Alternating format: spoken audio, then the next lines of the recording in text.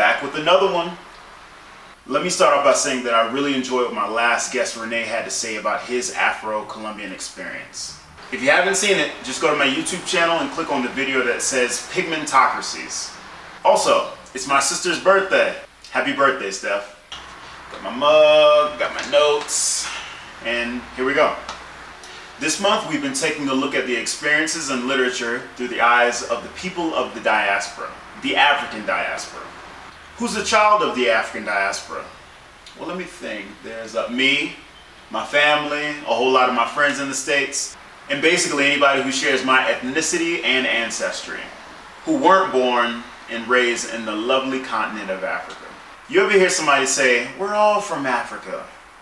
Well, you're right, but don't go playing 6 degrees of separation with my ancestry. I don't know you. This week's discussion comes from the book The View from Chocó, The Afro-Colombian Past, Their Lives in the Present, and Their Hopes for the Future, by Juanita Carrillo. Now, some of you may remember that Renee was born in Chocó, but raised in Bogotá, Colombia's capital. Chocó is a land of literally silver, gold, and other resources. Located on the western Pacific region of Colombia, Chocó is also home of loads of Afro-Colombians, indigenous people, and others. However, everyone is not living on streets paved with gold. As a matter of fact, when this gold was discovered back in 1518, King Charles of Spain sent his African slaves to go to work in Colombia. They arrived in Cartagena and were told to march to Chocó. Now, this part of the story sounds a bit too familiar, but we won't stay at this part too long. Anyway, because of the maltreatment of African slave and the enslaved indigenous, they fought back.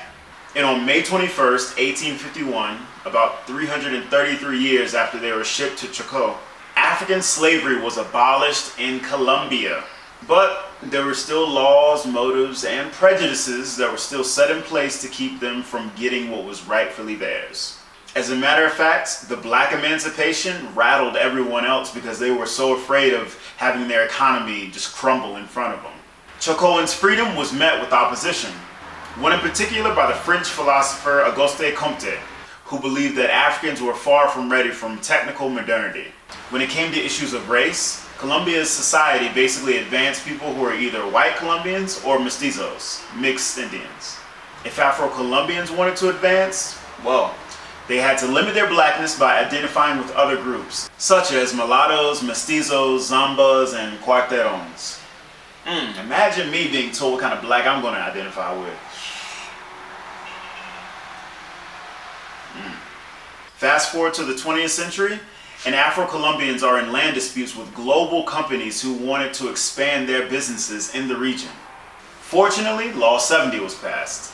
This law granted Afro-Colombians legal recognition as a distinct ethnicity, and Law 649, which designated 2 Afro-Colombians to take electoral seats in the House of Representatives. So far, that hasn't been the biggest battle that Afro-Colombians faced.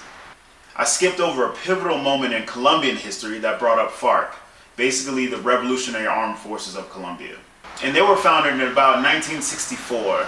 FARC and an AUC paramilitary group fought and blew up the San Pablo Apostle Church in Chocó, killing 119 Afro-Colombians. This all happened on May 2nd, 2002.